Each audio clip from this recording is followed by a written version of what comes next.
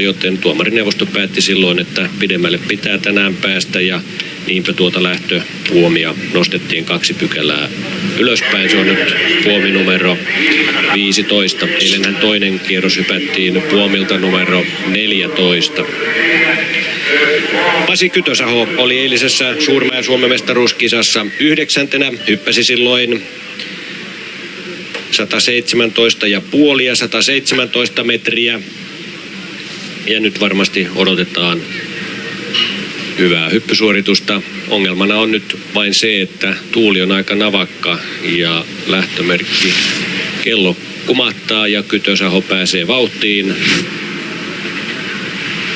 Hieman haroo käsillään, mutta tulee joka tapauksessa yli K-pisteen, yli 120 metrin, joten tuo Antti Turusen johtoasema 123 metrin hypyllä on uhattuna. 124 metriä Kytösahon hypyn pituudeksi ja tuomareilta tulee pinnoja 18,5-19.